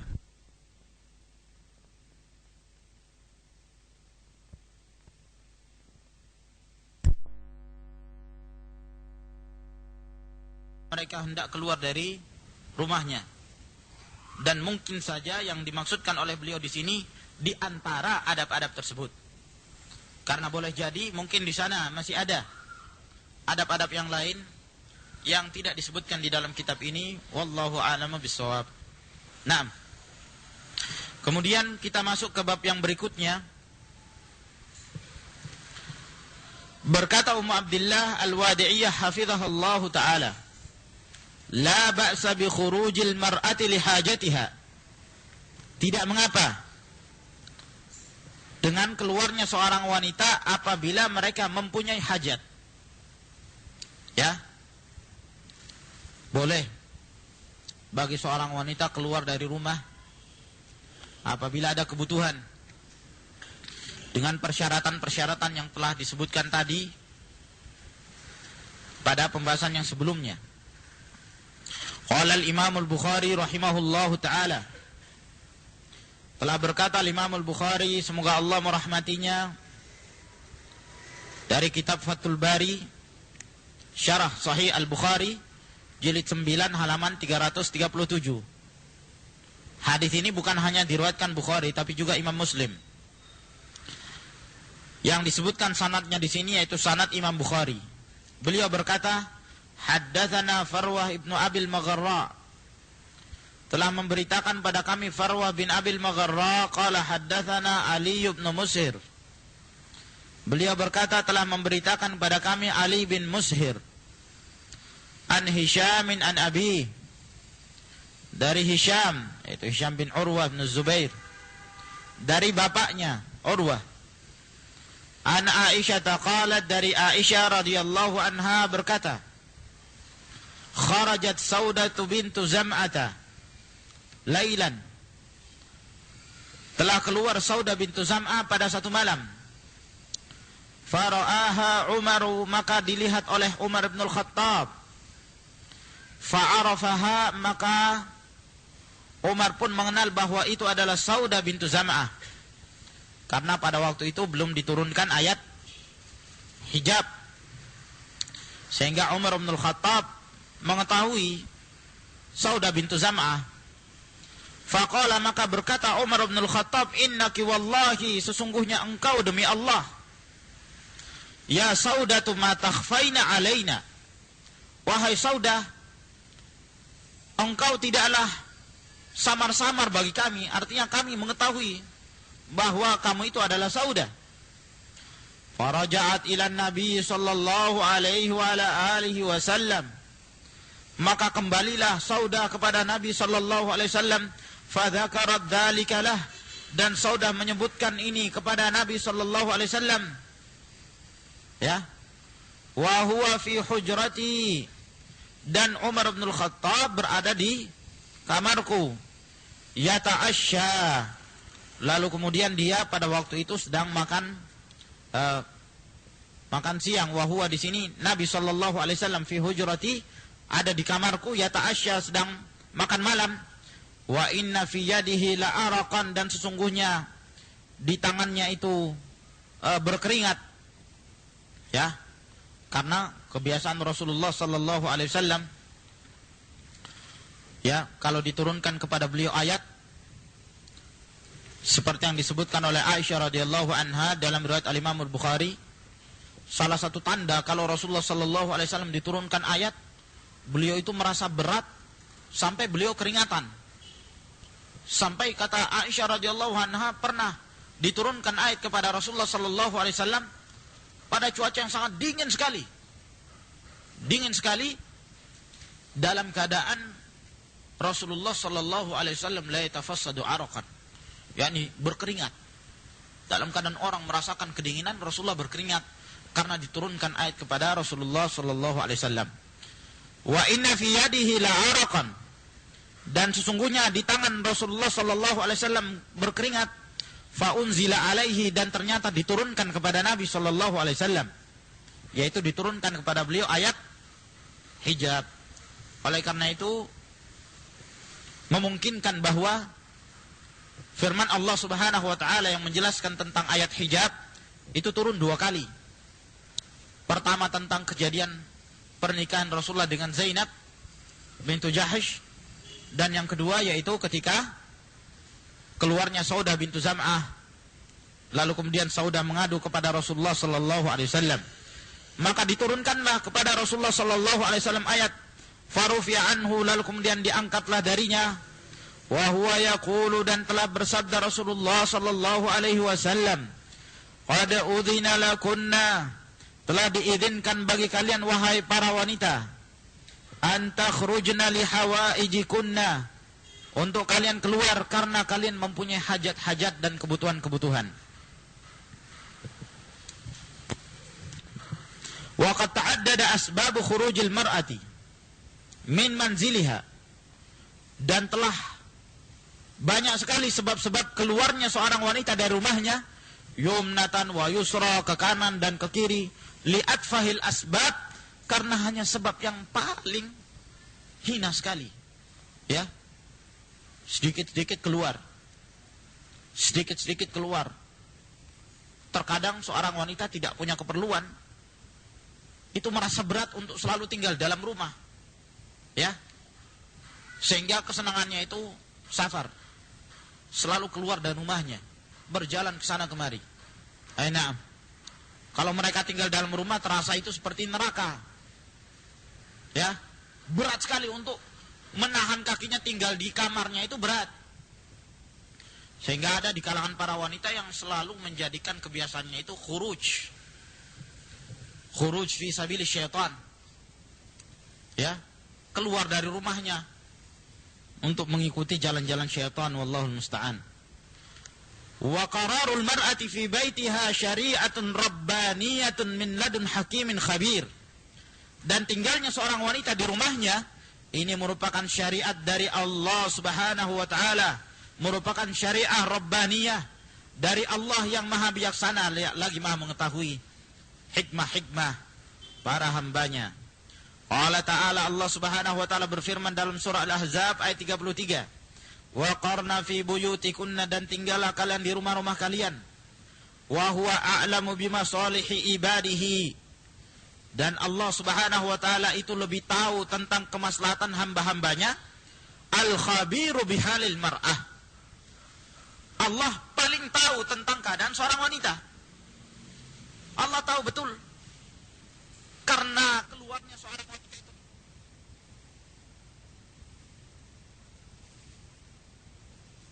Allah Subhanahu wa taala untuk keluar di untuk jangan keluar dari rumahnya kecuali dalam perkara-perkara yang mereka tidak mampu. Seperti apa? Buang hajat, buang air besar, karena memang pada waktu itu belum ada WC, ya, belum ada kanif, belum dibuat di rumah-rumah, sehingga mereka kalau hendak membuang hajat itu keluar, ya, ke tempat-tempat yang jauh dalam rangka untuk membuang hajat mereka di padang-padang pasir, ya. Itu karena ada keperluan, tidak mungkin mereka itu melakukan di dalam rumah, sehingga mereka keluar, ya. Ini karena ada kebutuhan, ataukah kalau ada kebutuhan-kebutuhan yang lain. Nah, apabila dalam satu pekerjaan yang harus dilakukan di luar rumah, yang mana tidak mampu laki-laki itu untuk melakukannya, dengan syarat tidak terjadi ikhtilat, tidak terjadi pencampur bauran antara laki-laki dan wanita, maka diizinkan bagi mereka untuk keluar apabila mereka mempunyai hajat. Naam. Wa hunaka min ahli zaighi wad dhalal man yara dzalika dzulman lil mar'ah. Dan di sana ada orang dari kalangan orang-orang yang menyimpang dan sesat. Ada yang berpendapat bahwa tinggalnya seorang wanita di rumahnya ini merupakan satu kezaliman. Kata mereka ini mengekang pertumbuhan seorang wanita, menghilangkan kreativitas seorang wanita, ya, tinggal di rumah terus. Wa annahu sijnun laha, dan itu dianggap sebagai penjara bagi wanita. Wa antiqasu hurriyatiha, dan dianggap mengurangi kebebasan seorang wanita. Naam, sehingga mereka menganggap bahwa kalau wanita itu selalu tinggal di rumah, ini suatu kegelapan, sehingga harus diberikan penerangan. Habis gelap terbitlah terang, kata mereka, ya. Habis gelap itu maksudnya tinggal di rumah, terbitlah terang, maka muncullah terang, yaitu kalau wanita itu keluar dari rumah-rumahnya, maka seakan-akan mereka ini merupakan cahaya yang memberikan penerangan kepada jalanan, sehingga kalau seorang wanita keluar, terang jalanan, ya, mata-matanya para laki jalan itu akan menjadi cerah melihat para wanita keluar dari rumah. Wallahul musta'an. Padahal ini sudah menyalahi fitrah sesungguhnya bagi seorang wanita. Oleh karena itu Allah Subhanahu wa taala lebih mengetahui hikmah kenapa Allah Subhanahu wa taala memerintahkan para wanita tinggal dalam rumahnya. Karena sudah merupakan pelajaran-pelajaran yang terdahulu. Rasulullah sallallahu alaihi wasallam telah menjelaskan pada kita fitnah yang menyebabkan hancurnya Bani Israel karena apa? Kanat fin nisa. Karena disebabkan para wanita. Naam. Mereka jadi menyimpang, mereka menjadi tersesat, mereka melupakan agama Allah Subhanahu wa taala disebabkan karena wanita. Maka Allah Subhanahu wa taala menghilangkan zaman-zaman jahiliyah dahulu, yang mereka pada waktu itu para wanita betul-betul dihinakan, ya, dijadikan sebagai bahan iklan, reklame. Kalau ada yang ingin promosikan, maka diiklankan dengan cara disuruh para wanita itu menari-nari. Kalau ada pengumuman, maka para wanita itu menari-nari dalam keadaan telanjang, sehingga orang-orang pun mengetahui bahwa ini ada berita penting yang ingin disampaikan, maka mereka pun berkumpul. Caranya apa? Dengan dibiarkannya para wanita ini bertelanjang, lalu mereka berputar-putar. Wallahul musta'an. Jadi ini merupakan kebiasaan jahiliyah yang sangat bertentangan dengan syariat Islam. Fa'aqulu, maka saya pun berkata, uffin li hadhihi al-maqalati as-sadirati min fami rajulin haqidin 'ala al-islami aw juwayhilin adallu min himari ahli. Celaka bagi orang yang mempunyai makalah ini, yang muncul dari mulut seorang laki-laki yang benci kepada Islam, ataukah seorang jahil kecil. Juwaihil itu tasghir dari jahil, ya. Muncul dari seorang juwaihil, jahil kecil, kata beliau. Adallu min himari ahli, yang lebih sesat dari keledai miliknya. Nah, innahu biluzumil mar'ati baitaha taqum bi syu'uni manziliha. sesungguhnya tinggalnya seorang wanita di dalam rumahnya, lalu kemudian wanita ini bekerja mengurusi hal-hal yang ada dalam rumahnya, wa bihuquqi zawjiha, dan untuk menunaikan hak-hak suaminya, wa tarbiyati atfaliha, dan untuk mendidik anak-anaknya, wa tazawwudi minal khairat, dan untuk berbekal berupa kebaikan-kebaikan, wa bi ta'addudi khurujil mar'ati min manziliha yukhillu biwajibatiha. Dan kalau selalu terjadi keluar rumah dari seorang wanita dari rumahnya, maka ini akan menyebabkan apa? Dia lalai untuk mengerjakan kewajiban-kewajiban tersebut. Akhirnya mendidik anak diserahkan kepada pembantu. Bagus kalau pembantunya ini pandai memberikan pendidikan. Kalau pembantunya ini tidak tahu ilmu agama, lalu kemudian mengajarkan kepada anaknya cara bernyanyi, cara berjoget, cara berdandan dan seterusnya, maka yang demikian ini justru akan menyebabkan rumah tangga itu apa? Istilahnya broken home. Rumah tangga yang hancur-hancuran.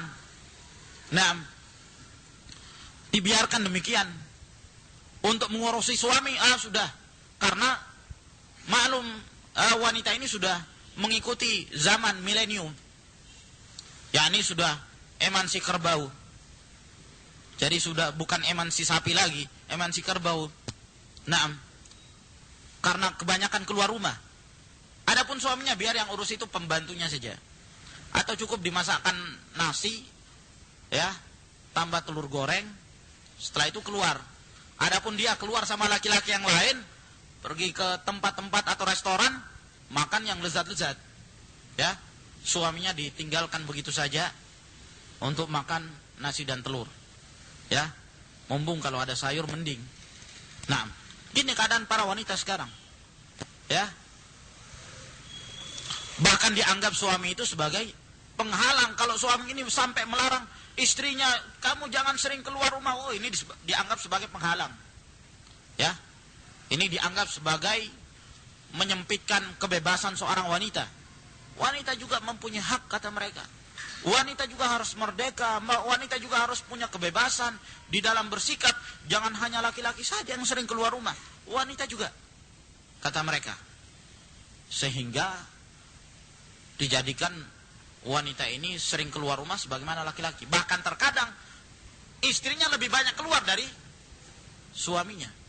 Terkadang kalau ini sudah menjadi kebiasaan, suaminya itu sudah diam juga, terserah mau bikin apa.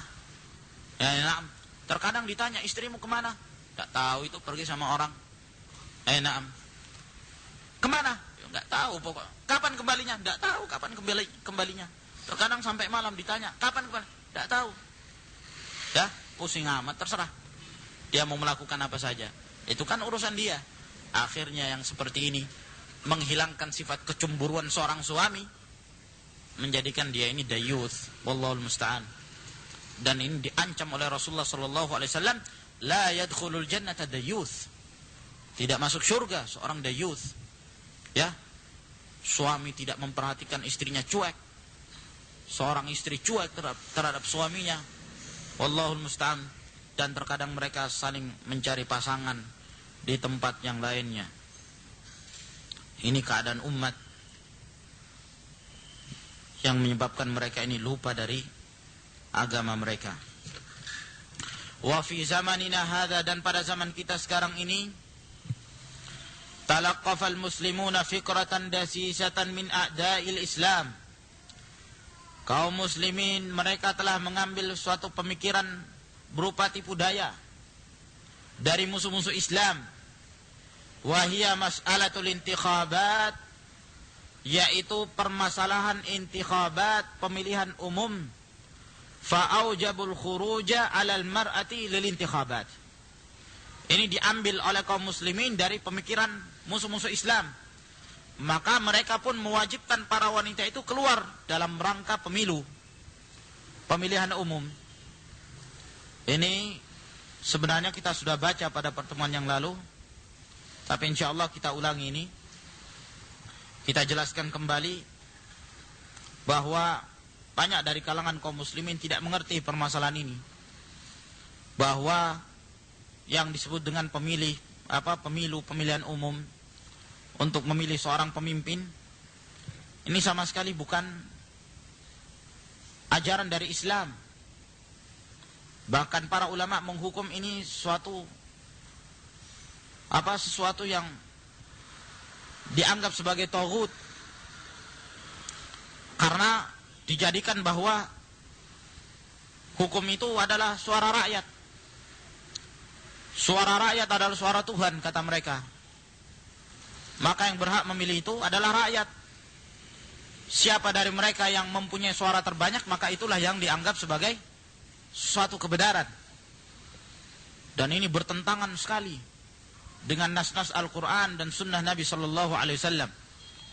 Oleh karena itu, al-intikhabat, ya, pemilihan umum untuk menentukan suara terbanyak, ini sama sekali bukan dari Islam. Islam tidak pernah mengenal adanya intikhabat, apalagi kalau sampai mewajibkan, ya, baik dari kalangan kaum laki-laki maupun para wanita untuk keluar dari rumahnya dalam rangka untuk mengamalkan amalan bid'ah ini. Wal khuruju min haitsu asluhu mubah, dan keluar dari rumah dari asalnya, yakni secara hukum asal itu mubah, boleh mereka itu keluar dari rumah. Lakinnal wasaila laha ahkamul maqasid, akan tetapi wasail, wasilah yang menyebabkan mereka melakukan satu perbuatan, hukumnya itu tergantung maksud dan tujuannya. Ketika mereka keluar rumah, tujuannya apa? Keluar rumah itu asal hukumnya apa? Mubah, boleh mereka itu melakukannya. Tapi ketika mereka keluar dari rumah mereka dengan tujuan melakukan perbuatan yang haram, maka haram pula keluarnya itu. Kalau mereka keluar dari rumahnya untuk melakukan perbuatan yang masyru', disyariatkan, maka keluarnya pun masyru', disyariatkan. Tergantung tujuannya apa. Naam. Falamma kana al-khuruju huna fi ma'siyatin, shara al-khuruju muharraman. Maka tatkala keluarnya mereka dalam perkara ini dalam rangka untuk melakukan perbuatan maksiat, yaitu melakukan intikhabat, pemilu, maka keluarnya pun menjadi perkara yang diharamkan. Wa inni dzakiratun bi'aunillahi azza wa jalla nubzatan anil intikhabat. Dan saya di sini akan menyebutkan dengan pertolongan Allah Subhanahu wa taala secara ringkas atau pokok-pokok tentang pemilu, hukum pemilu, wa bayanu annaha laysat bimasyru'atin, dan menjelaskan bahwa intikhabat ini bukanlah perkara yang disyariatkan. Liyahlika man halaka an bayyinatin wa yahya man hayya an bayyinah, agar binasalah orang-orang yang binasa di atas penjelasan dan hiduplah orang-orang yang hidup di atas penjelasan. Beliau sengaja menjelaskan secara panjang ini permasalahan karena memang ramai di Yaman, ya, dari kalangan al-ikhwanul muslimun, mereka justru mensyariatkan, memerintahkan para pengikutnya dari kalangan ikhwan muslimun, para akhwat, untuk keluar rumah. Terkadang dalam rangka demonstrasi, ya, bukan hanya laki-laki saja punya hak untuk menyuarakan suara rakyat, tapi wanita juga, sehingga para wanita keluar. Bayangkan kalau mereka keluar bercampur dengan laki-laki, sama keadaannya seperti al-gharbiyun, orang-orang barat, orang-orang kafir, dan sama keadaannya seperti orang-orang muslimin yang mereka telah terpengaruh dengan kebudayaan barat, melakukan demonstrasi, melakukan percampuran antara laki-laki dan para wanita, ya. Bahkan dianjurkan salah seorang tokoh al-ikhwanul muslimin yang sesat, Abdul Majid Az-Zandani, ya, yang punya Kitabul Iman itu, ini orang justru menganjurkan pada para pengikutnya. Bahkan pernah ketika dia berceramah, itu yang mendampingi, jadi penjaganya itu dua akhwat perempuan, ya, dua perempuan yang mendampingi kanan kiri. Abdul Majid Az-Zandani ini adhal, orang yang sesat, dan yang anehnya juga kitabnya ini dipuji-puji oleh sebagian orang-orang yang mengaku dia sebagai salafi, ya, mengaku dakwahnya dakwah salafiyah, justru memuji, katanya, kitab Abdul Majid Az-Zandani ini kitab yang bagus karena di dalamnya berisi ijaz ilmi, ya, keajaiban-keajaiban ilmu. Jadi Al-Quran dan As-Sunnah itu dicocokkan dengan ilmu pengetahuan. Ya, Al-Quran itu diusahakan dicocokkan dengan sains. Ya, iya kan? Ilmu pengetahuan sekarang, teknologi, kata mereka. Nah, Abdul Majid Az-Zandani ini menganjurkan untuk dibacakan kitab ini di sekolah-sekolah. Bahkan banyak di sekolah-sekolah di Yaman menjadikan kitabnya ini sebagai salah satu kitab yang diandalkan. Kitab Abdul Majid Az-Zandani. Padahal di dalam kitabnya penuh berisi kebid'ahan. Ketika mentakrir, menyatakan tauhid, yang dinyatakan tauhid itu permasalahan tauhid rububiyah yang dibahas, bukan tauhidul uluhiyah. Lalu dia berusaha mencocokkan antara ilmu pengetahuan dengan nas-nas Al-Quran dan As-Sunnah. Terkadang sampai menyimpang. Ya, dia ketika menyebutkan bahwa hendaklah kalian mengetahui wahai kaum muslimin, bahwa matahari itu lebih besar dari bumi, kata dia. Nah, ini dari mana ini? Apakah ada Al-Quran yang menetapkan? Apakah ada sunnah Nabi SAW yang menetapkan demikian? Jadi inginnya untuk menetapkan suatu untuk dicocokkan dengan Al-Quran, ternyata banyak sekali penyimpangan-penyimpangan di dalam kitab tersebut, lalu dianggap itu sebagai suatu penemuan yang dicocokkan dengan Al-Quran. Kata mereka matahari lebih besar dari bumi. Dari mana matahari lebih besar dari bumi? Hah? Matahari lebih besar dari bumi? Wallahi kita tidak percaya. Dari mana dalilnya? Lalu mereka mengatakan itu cahaya, kecepatan cahaya dari bumi sampai ke matahari berapa menit? Baru sampai. Siapa ini yang pernah belajar? Hah? 3 kali? Sudah berapa ini? Berapa? Dari bumi sampai ke matahari berapa? Saya nggak tahu pangkat sekian, nggak tahu. Hah? 3 kali 10 pangkat 8 atau berapa? Yang jelas dia menyebutkan dalam Kitabul Iman bahwa cahaya itu nanti dari bumi sampai ke matahari, ya, atau matahari sampai ke bumi, itu nanti kurang lebih 6 sampai 7 menit. 6 sampai 7 menit. Nah, percaya enggak antum ini? Hah? Bahwa kecepatan cahaya itu dari bumi sampai matahari 6 sampai 7 menit baru cahaya itu sampai. Kalau awal cahaya itu dari bumi dimulai dari detik pertama terus sampai ke matahari itu nanti pada menit yang ke-6 atau menit yang ke-7, kata dia. Percaya enggak antum ini? Hah? Percaya? Kenapa tidak percaya? Betul. Ini orang awam yang paling badu, yang paling kampungan. Itu kalau ditanya tentang matahari, awal timbul, apakah matahari sudah sampai ke bumi? Langsung sampai. Adakah orang yang mengatakan ketika matahari itu pas muncul dari gunung, lalu kemudian dia menunggu terus, nanti sampai 6 atau 7 menit baru sampai ke bumi? Tidak, begitu muncul bundarannya langsung sampai.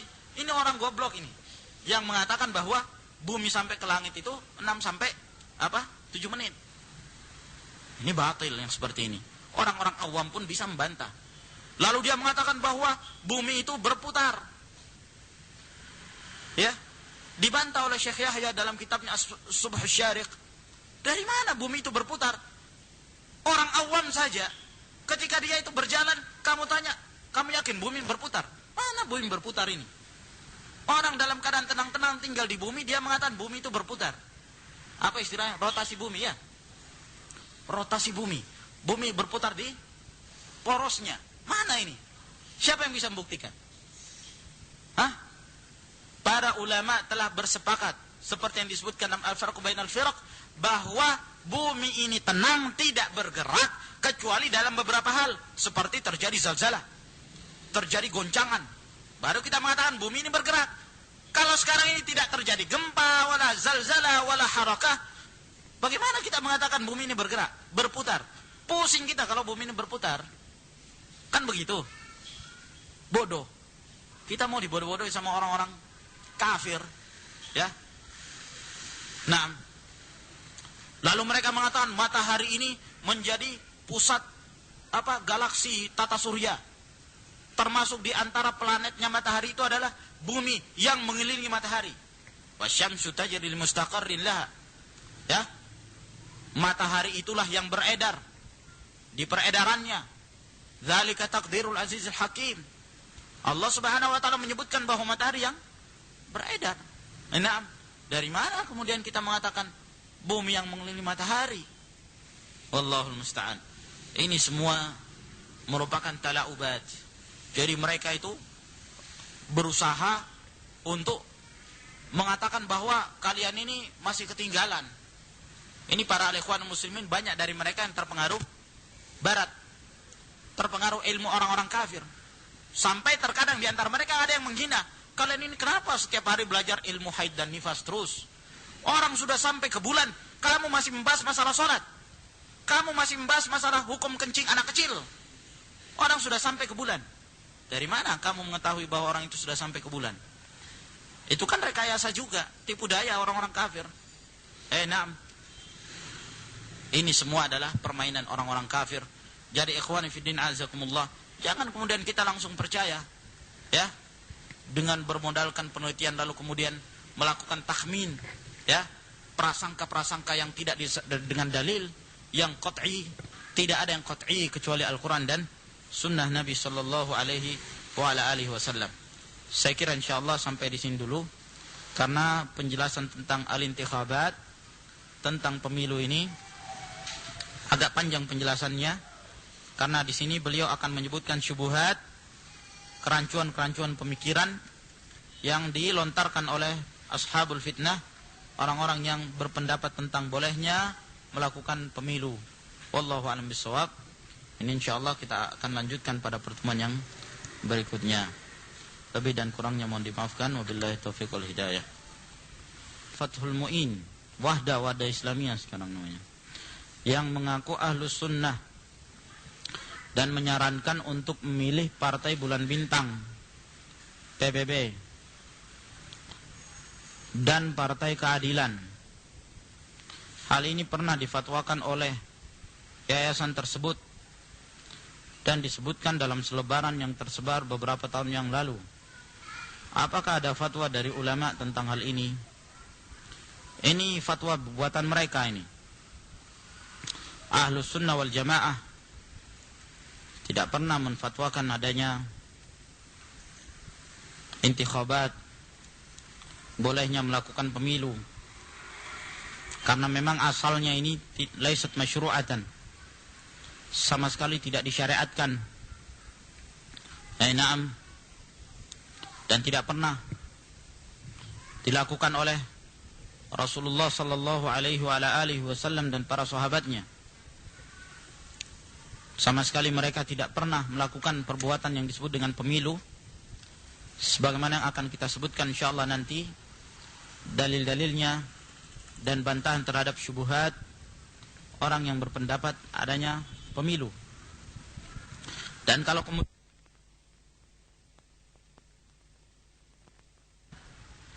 tapi dalam rangka apa kalian mengkiaskan, ya, fatwa para ulama itu ketika mereka memfatwakan tentang suatu kejadian yang terjadi di Aljazair dengan apa yang terjadi di tempat-tempat yang lain? Naam. Itu pun apa yang pernah difatwakan oleh beberapa ulama, ya, tentang bolehnya pemilu, khususnya yang terjadi di Aljazair, mereka telah meralat fatwa-fatwa tersebut. Ini antum bisa lihat di dalam kitab Madarikun Nazar oleh Syekh Abdul Malik Ar-Ramadhani. Maka orang-orang yang berpendapat tentang bolehnya al-intikhabat ini sama sekali tidak berdasarkan dengan dalil. Kalau mereka mengatakan ini ada fatwa ulama, pertama kita mengatakan yang diikuti itu adalah nas dari Al-Quran dan As-Sunnah. Kalau kemudian kita berusaha untuk melakukan tatabbu'ur rukhas, mencari hal-hal yang ringan, ya, mana yang dilihat lebih ringan, maka kemudian itu yang dijadikan sebagai syariat. Maka yang demikian ini tercela dan dicela oleh para ulama.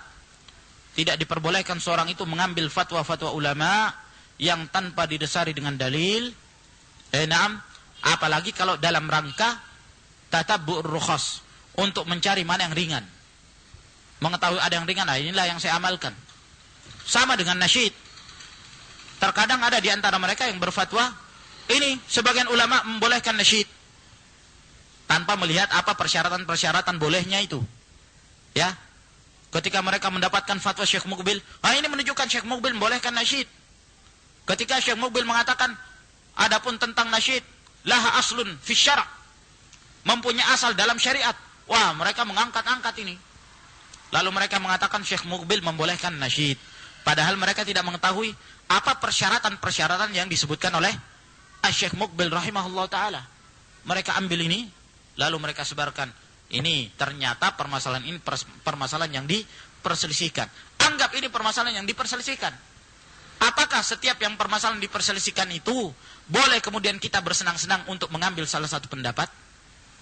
Naam, tanpa memperhatikan dalil, tanpa memperhatikan mana yang rajih, mana yang berada di atas Al-Quran dan Sunnah Nabi Sallallahu Alaihi Wasallam. Hanya karena melihat ini lebih mudah untuk diterapkan kepada umat, kepada syabab, lalu mereka pun mengamalkannya. Mana fatwa ulama yang mereka menyebutkan ini adalah bid'ah, ini adalah tasyabbuh bil kufar, ini adalah tasyabbuh dengan orang-orang yang mereka itu bergelimang di dalam syahwat. Mana fatwa ulama ini? Mereka hilangkan semua dengan berdalih bahwa ada ulama yang membolehkan nasyid. Wallahul musta'an. Dan ini insyaallah kita akan sebutkan pula pada pertemuan yang berikutnya hukum al-anasyid, dan kita akan sebutkan fatwa-fatwa para ulama yang berkenan tentang permasalahan ini. Yang jelas ikhwani fiddin azakumullah, kalau kita seorang ahlus sunnah, namanya ahlus sunnah orang yang berpegang kepada sunnah, bukan orang yang menggambang-gambangkan suatu amalan, berpegang kepada fatwa ulama yang tanpa didasari dengan dalil dari Al-Quran dan sunnah Rasulullah Sallallahu Alaihi Wasallam. Berapa banyak orang yang mengaku mereka itu ahlus sunnah, sampai dari kalangan al-ikhwanul muslimun, Hizbut Tahrir, semuanya mereka itu berlomba-lomba untuk memakai pakaian ini, pakaian ahlus sunnah. Ya, mereka berlomba-lomba untuk mengatakan kami adalah ahlus sunnah. Ternyata setelah melihat hakikatul dakwah yang mereka miliki, mereka ternyata terlalu jauh, ya, terlalu jauh untuk dikatakan bahwa mereka ini adalah ahlus sunnati wal jamaah. Wallahu a'lam bishawab. Tentang permasalahan ini insyaallah kita akan jelaskan secara rinci pada pertemuan yang berikutnya.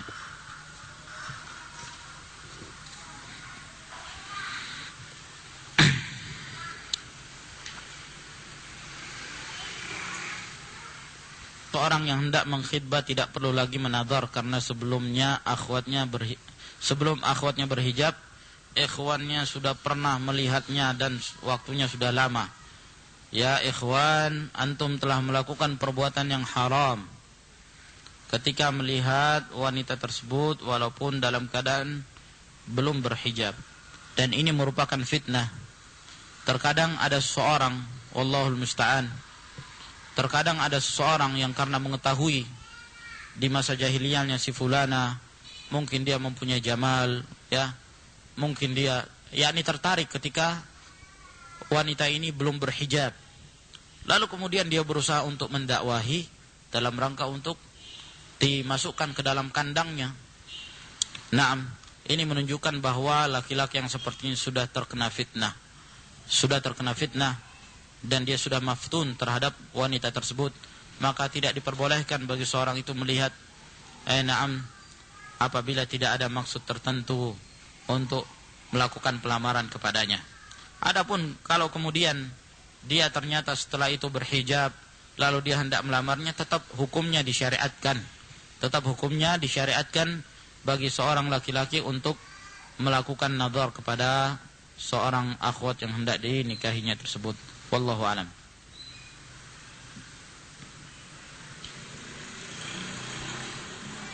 Apakah disyaratkan seorang akhwat yang hendak dinadhar harus punya mahram? Bagaimana kalau ditemani keluarga ikhwah? Ini sudah kita sebutkan, tidak disyaratkan. Yang jelas tidak boleh berkhalwat, tidak diperbolehkan berkhalwat.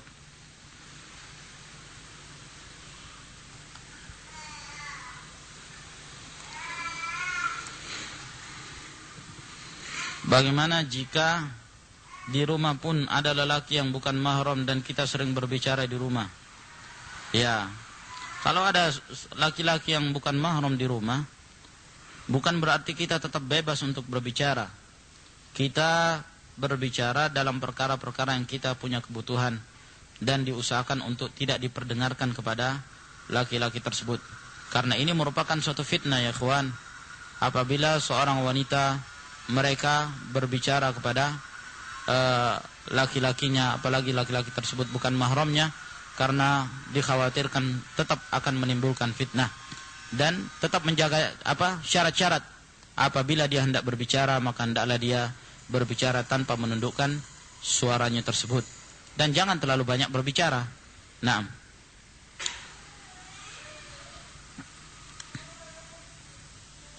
Sering di jalan kita diberi salam oleh lelaki yang bukan mahram. Haruskah kita membalas salam tersebut dengan mengeraskan suara? Sebab terkadang para lelaki tersebut marah jika tidak terdengar balasan salamnya. Ya akhwat fiddin, a'azzakumullah. Kalau kemudian kita diberi salam oleh seorang lelaki, kalau kita hendak membalas, jangan membalas dengan mengeraskan suara. Karena yang demikian ini dikhawatirkan akan menimbulkan fitnah. Ya. Karena taulah, jangan kita mengatakan bahwa laki-laki tersebut insyaallah imannya tinggi, ataukah dia diberikan keimanan yang tinggi, rajin sholat jamaah, ya, sehingga tidak apa-apa kita keraskan suara. Sehingga ketika kita menjawab salam tersebut, justru kemungkinan besar akan menyebabkan fitnah, bukan saja bagi wanita tersebut, tapi juga bagi seorang laki-laki. Maka kalau dia pun diberikan salam oleh seorang laki-laki, cukup dia boleh dia menjawab, tapi dia jawab itu tidak sampai suaranya itu terdengar dari laki-laki tersebut. Nah, oleh karena itu kenapa para ulama menyebutkan hukum adzan bagi seorang wanita, bahwa para wanita itu tidak diwajibkan atas mereka adzan. Sebagaimana yang dikatakan oleh Aisyah radhiyallahu anha, kunna nusalli bighairi iqamah. Kami pernah melaksanakan salat tanpa dilakukan iqamah. Ya, kami pernah melaksanakan salat tanpa dilakukan iqamah, karena adzan bagi seorang wanita ini bisa menyebabkan seorang wanita tersebut mengangkat suaranya. Sehingga para ulama mengatakan kalau mereka hendak mengumandangkan adzan, hendaklah mereka mengumandangkan adzan cukup orang-orang yang ada di dekatnya saja dari kalangan para wanita yang mendengarkannya, jangan sampai didengarkan kepada orang lain. Bagaimana batasan seorang dikatakan melakukan safar? Ini semuanya kembali kepada urf, kembali kepada kebiasaan yang terjadi di satu daerah. Naam, tidak ada batasan jarak tertentu. Kalau sudah dikatakan secara urf bahwa orang melakukan perjalanan ke suatu tempat, maka dia membawa bekal seperti orang melakukan safar, maka sudah dikatakan bahwa si fulan musafir, orang ini telah melakukan safar. Naam. Oleh karena itu para ulama menyebutkan suatu kaidah, segala sesuatu yang batasan-batasannya tidak dibataskan oleh syariat, maka batasan tersebut kembali kepada uruf, kembali kepada adat kebiasaan. Hukumnya seorang akhwat safar bersama pamannya yang masih bujang. Dan pamannya orang yang awam yang dikhawatirkan terjadi sesuatu yang tidak diinginkan. Ya. Kalau secara hukum asal boleh, ya, secara hukum asal boleh seorang itu safar bersama pamannya. Nah, adapun kalau masalah dikhawatirkan, jangankan kepada paman, orang tua, ya, mungkin dia akan safar bersama bapaknya, bapak juga mengkhawatirkan. Nah, hanya dengan alasan karena bapaknya ini orang awam, ya, segala sesuatu itu boleh saja terjadi. Tapi kalau kita berbicara masalah hukum asal dalam syariat, kita mengatakan boleh karena termasuk mahram. Kecuali kalau seorang kemudian khawatir karena mungkin sudah ada tanda-tanda dari seorang paman, maka hendaklah berhati-hati, jangan melakukan safar dengan orang-orang yang dikhawatirkan menjerumuskan mereka ke dalam kemaksiatan. Apakah mengenal atau melihat calon istri melalui foto atau biro jodoh, apakah sesuai syariat? Tidak disyariatkan. Tidak disyariatkan melihat calon istri melalui foto. Yang pertama, foto itu sendiri adalah perkara yang diharamkan Rasulullah sallallahu alaihi wasallam bersabda, "Asyaddun nasi adzaban yaumal qiyamatil musawwirun." Adab yang paling keras yang akan dirasakan orang-orang pada hari kiamat adalah orang-orang yang suka menggambar, dan tidak ada perbedaan antara gambar dengan lukisan ataukah gambar dengan melalui alat fotografi. Yang demikian ini semua termasuk ke dalam kata-kata surah, dan ini diharamkan. Kemudian yang kedua, foto itu sendiri terkadang berbeda dengan aslinya. Terkadang seorang kalau difoto, dia perbaiki rupanya, dia perbaiki keadaannya. Ketika ternyata setelah melihat aslinya, wah, ternyata banyak sekali jerawatnya. Padahal di fotonya kelihatan halus sekali. Nah, sehingga terkadang yang seperti ini membuat seseorang itu ternyata tidak sesuai dengan apa yang diinginkan. Oleh karena itu, melihat itu dalam rangka untuk melihat pada saat dia akan melakukan pernikahan. Nah, sebab terkadang memang para wanita itu berubah-ubah keadaannya. Mungkin ternyata foto itu ketika dia SMA, ternyata dia sudah berumur 25 tahun, 7 tahun setelah dia tamat dari SMA. Tentunya banyak sekali terjadi perubahan. Dia sudah jerawatan, dia sudah demikian dan demikian, sudah banyak sekali perbedaannya. Sehingga tentunya yang demikian ini menunjukkan seseorang itu disyariatkan melihat ketika dia akan melakukan pernikahan. Adapun kejadian banyak dari kalangan ashabul fitnah ataukah perbuatan al-ikhwanul muslimun yang mereka itu melakukan biro jodoh, pertemuan melalui foto, ataukah melakukan pernikahan massal dengan dinikahkan oleh pemimpinnya tanpa kemudian ada hak bagi seorang muridnya itu untuk melakukan pemilihan terhadap akhwat tersebut. Yang demikian ini semua tidak disyariatkan dan bukan dari sunnah Rasulullah sallallahu alaihi wasallam. Naam. Wallahu a'lam bishawab. Manakah disunnahkan memakai jam tangan, gelang, cincin dan sejenisnya kanan atau kiri? Wallahu a'lam. Adakah dalilnya bahwa yang disunnahkan memakai cincin hanya jari tengah? Wallahu a'lam, saya tidak tahu tentang permasalahan ini. Sampai di sini insyaallah saya kira cukup taklim akhwat pada sore hari ini. Mudah-mudahan dapat bermanfaat bagi kita apa yang kita bacakan pada sore hari ini, dan insyaallah kita lanjutkan pada pertemuan yang berikutnya. Wallahu a'lam bishawab. Subhanakallahumma bihamdik, asyhadu an la ilaha illa anta, astaghfiruka wa atubu ilaik.